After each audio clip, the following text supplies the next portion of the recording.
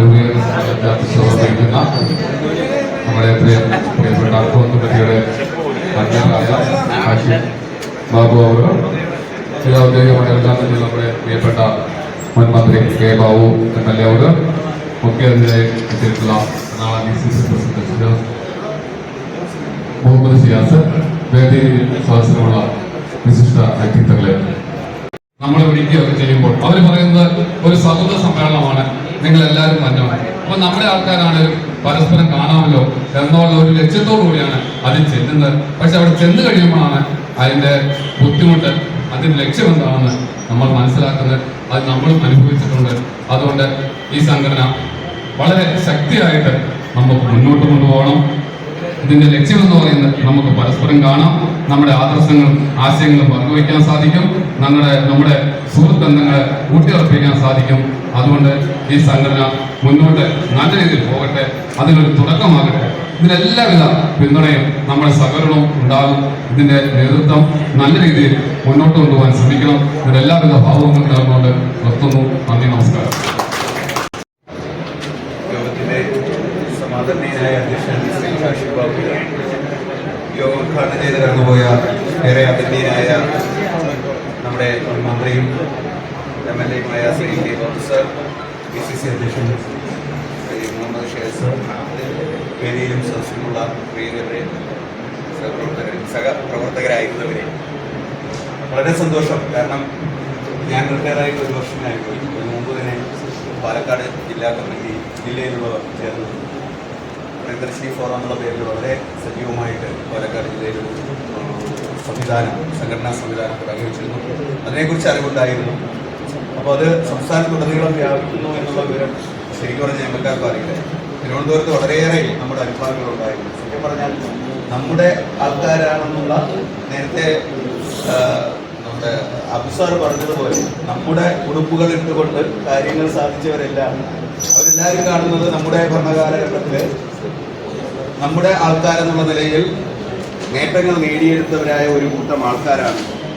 ഈ എല്ലാ വീടാന്തരം കയറിയാണ്. തിരുവനന്തപുരത്ത് എനിക്ക് നേരിട്ടറിയാം. ഏകദേശം 25ഓളം നമ്മുടെ സജീവമായ കോൺഗ്രസ് വിശ്വാസികളായ ആൾക്കാരുടെ വീട്ടിൽ ചെന്നാണ് മെമ്പർഷിപ്പ് ഫോം കൊടുത്ത് ഇത് എല്ലാവരുടെയും നമ്മുടെ സർവീസ് സംഘടന പോലെ തന്നെ ഒരൊറ്റ സംഘടന മാത്രമേ ഉള്ളൂ എന്ന് തെറ്റിദ്ധരിപ്പിച്ചാണ് ഈ സംഘടനയിൽ ആളിനെ ചേർക്കുകയും.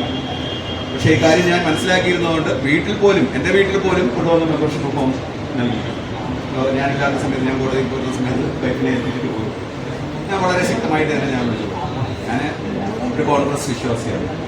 ഞാൻ കോൺഗ്രസ് വിശ്വാസമുള്ള ഒരു സംഘടനയ്ക്കകത്ത് മാത്രമേ പ്രവർത്തിക്കുള്ളൂ. എനിക്ക് VR രാജൻ നേതൃത്വം നൽകുന്ന ഒരു സംഘടനയ്ക്കുള്ളിലേക്ക് ഞാൻ വരുന്നില്ല. ഈ സംഘടന ഒന്നുമില്ലെങ്കിൽ KSSTയിൽ മാത്രം പ്രവർത്തിക്കുന്നു എന്നൊരാശയം. എന്തായിരുന്നാലും വളരെ സുദീർഘമായിട്ട് ഇനി സംസാരിക്കാനും നമുക്ക് സമയമില്ല. മറ്റുള്ളവരോടൊക്കെ സംസാരിക്കാം. വരും കാലങ്ങളിൽ നമുക്ക് ശക്തമായി മുന്നോട്ട് പോകാം. ഒത്തൊരുമയോടുകൂടി കോൺഗ്രസ് പ്രസ്ഥാനത്തിൻ്റെ കൊടിക്ക് കീഴിൽ നമ്മുടെ UDF-ൻ്റെ സംവിധാനത്തെ രക്ഷപ്പെടുന്നതിന് വേണ്ടി നമുക്ക് എല്ലാവർക്കും ഒത്തൊരുമയോടെ നിർമ്മിക്കാം. ഇതിന് എല്ലാവിധ ആശംസകളും തിരുവനന്തപുരത്ത് നിന്ന് വന്ന ഒരു പ്രതിനിധി എന്നുള്ള നിലയിൽ തിരുവനന്തപുരം ജില്ലയുടെ ഒരു ആശംസ അർപ്പിച്ചുകൊണ്ട് ഇത് സംഘടിപ്പിക്കാൻ മുന്നിട്ട് നിന്ന് ഓരോരുത്തരെയും പേരെടുത്ത് പറയാനൊക്കെ സാധിക്കുന്നില്ല എങ്കിൽ പോലും അവരെ ഓരോരുത്തരെയും ആശംസകൾ അറിയിച്ചുകൊണ്ട് നിർത്തുന്നു. നന്ദി, നമസ്കാരം. നമ്മൾ ഒരു കൂട്ടായ്മ എന്ന് പറഞ്ഞാൽ നമ്മളുടെ ആ കോൺഗ്രസ് അനുഭവം ഉള്ള ജനാധിപത്യ വിശ്വാസികളുടെ ഒരു കൂട്ടായ്മ രൂപീകരിക്കുന്നതിന് ഇപ്പോൾ ഞാനും അബൂബ്രാമൊക്കെ വന്നതെന്ന് പറഞ്ഞാൽ നമുക്ക് നമ്മളുടെ ബ്ലഡിലൊരു ഇതുണ്ട്. നമ്മളുടെ ബ്ലഡ് അതാണ്. അതുകൊണ്ട് നമ്മൾ ഇതിനകത്ത് ഏത് കോൺഗ്രസിൻ്റെ അനുഭാവം അല്ലെങ്കിൽ UDF-ൻ്റെ അനുഭാവം ഉള്ള ഒരു സംഘടന എന്ന് പറയുമ്പോൾ നമ്മൾ അതിനകത്തേക്ക് തനിയെ വന്നു ചേരുന്നതാണ്. അല്ലാതെ പ്രത്യേകിച്ച് ക്ഷണിച്ച് കൊണ്ടുവരേണ്ട കാര്യമില്ല. അപ്പോൾ അത് ഓരോരുത്തരുടെയും മനസ്സിൽ തോന്നേണ്ട കാര്യമാണ്. അത് ബ്ലഡിലുണ്ടെങ്കിലേ നമ്മൾ അതിനകത്തേക്ക് വരുള്ളൂ. ഇപ്പം നമുക്കറിയാം, പല ആളുകളും സർവീസ് പെൻഷനേഴ്സ് അസോസിയേഷൻ്റെ, ഇപ്പം ഞാനും ഒക്കെ പ്രാദേശികമായിട്ട് ഭാരവാഹിത്വം വഹിക്കുന്ന ആളുകളാണ്. പക്ഷെ നമ്മളുടെ സമയക്കുറവ് കൊണ്ട് നമ്മൾ പലപ്പോഴും കൂടുതൽ വലിയ കമ്മിറ്റികളിലേക്കൊന്നും പോകാനായിട്ട് നമ്മൾ തയ്യാറായിട്ടില്ല. അതുകൊണ്ട് നമ്മൾ അതങ്ങനെ ഒതുങ്ങി നിൽക്കുന്നതാണ്. അതേസമയം നമ്മൾ ഇവിടെ അനുഭവമുള്ള അല്ലെങ്കിൽ നമ്മളുടെ UDF മെന്റാലിറ്റി ഉള്ള സംഘടനയോടുള്ള കൂറെന്ന് പറയുന്നത് നമ്മുടെ മനസ്സിലാണ്. അത് നമ്മൾ എവിടെയാണെങ്കിലും പ്രകടിപ്പിക്കുകയും ചെയ്യും. അതിന് പ്രത്യേക സ്ഥാനമാനങ്ങളോ കാര്യങ്ങളോ ഒന്നും ആവശ്യമില്ലതാണ്.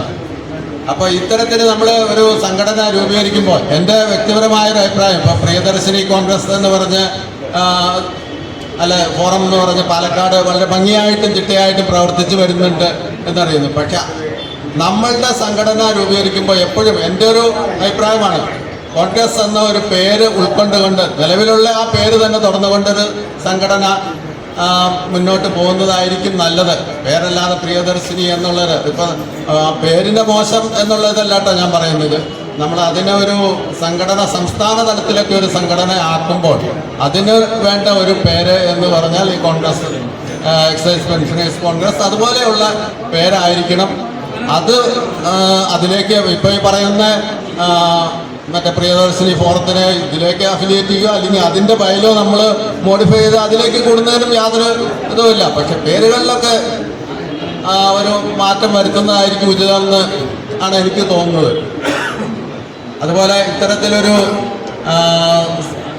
രൂപീകരണ സമ്മേളനം വിളിക്കുന്നതിന് ഇതിൽ മുൻകൈയെടുത്ത് എല്ലാവരെയും അഭിനന്ദിക്കുന്നു. എല്ലാവിധ ആശംസകളും നേരുന്നു. തുടർന്നുള്ള പ്രവർത്തനങ്ങളിലും എന്നാൽ കഴിയുന്ന എല്ലാ പിന്തുണയും നൽകുന്നതായിരിക്കുമെന്ന് അറിയിച്ചുകൊണ്ട് നിർത്തുന്നു. നന്ദി, നമസ്കാരം, ജയ് ഹിന്ദ്.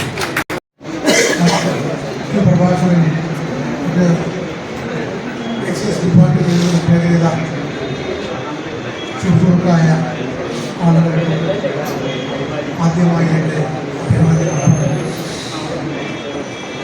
ഇങ്ങനെ ഈ ഒരു പരിപാടി ആസൂത്രണം ചെയ്യുന്ന 2-3 മാസങ്ങൾക്ക് മുമ്പ് മുഹമ്മദ് ആഷിമാണെങ്കിൽ ആളുകൾ പറഞ്ഞപ്പോൾ നല്ല കാര്യമാണ്, കൂടണം. മറ്റുള്ള ആളുകളെയൊക്കെ അപേക്ഷിച്ച് നമുക്ക് വേറൊരു പ്രത്യേകത എന്താണെന്ന് വെച്ചാൽ ഈ സംസ്ഥാനത്തിലെ എല്ലാ ജില്ലകളിലുള്ള ആളുകളുമായിട്ട് നമുക്ക് നല്ല നല്ല ബന്ധങ്ങൾ ഉണ്ടാക്കാൻ പറ്റും. റിട്ടയർഡായതിനു ശേഷമാണെങ്കിൽ പോലും നമുക്ക് ഓരോ ജില്ലകളിൽ ബന്ധപ്പെട്ട് എന്തെങ്കിലും കാര്യങ്ങൾ ഉണ്ടാവുന്നതിനും അല്ലെങ്കിൽ ഒരു ആവശ്യം നേടിയെടുക്കുന്നതിന് നമുക്ക് ഈ കൂട്ടായ്മ ഉപയോഗിക്കും. മറ്റുള്ള ഡിപ്പാർട്ട്മെന്റിൽ അത്രയും സൗകര്യം ഉണ്ടാവും എന്ന് എനിക്ക് തോന്നുന്നില്ല. കാരണം മറ്റുള്ള ഡിപ്പാർട്ട്മെന്റിലുള്ള ആളുകൾ അതാത് ജില്ലകളിൽ ഒതുങ്ങി കൂടുക. നമ്മളങ്ങനെയല്ല, നമ്മൾ തിരിച്ച് എല്ലാ കൊല്ലവും സംസ്ഥാന സമ്മേളനം കോൺഗ്രസിൻ്റെ കാലത്ത് സംസ്ഥാന കലാകായിക മേള എന്ന് പറഞ്ഞ സാധനം ആദ്യമായിട്ട് തിരുവനന്തപുരത്ത് ഉണ്ടായപ്പോൾ ഉണ്ടായ കൂട്ടായ്മ എന്ന് പറഞ്ഞാൽ ഒരു അപാര കൂട്ടായ്മയാണ്.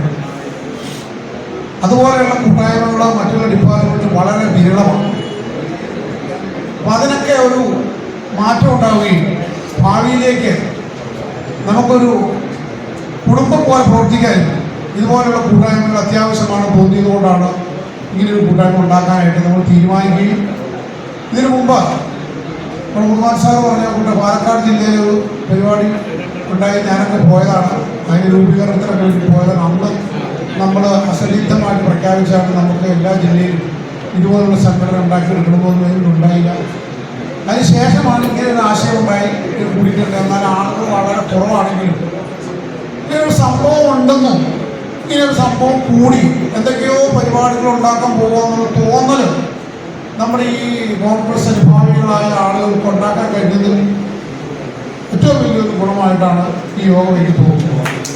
അപ്പോൾ അതിനകത്ത് പങ്കെടുക്കാനായിട്ട് വന്ന പ്രായഭേദമന്യേ ചെറുപ്പക്കാരും വലിയ ആൾക്കാർ എല്ലാവരും ഉണ്ട്. വളരെ ഹാപ്പി. നമുക്ക് റിട്ടയർ ആൾക്കാർ വയസ്സാവുന്നില്ല. റിട്ടയർ ചെയ്ത ആളുകളെ ചെറുപ്പക്കാരെല്ലാം ഭായി പുരുഷന്മാർ.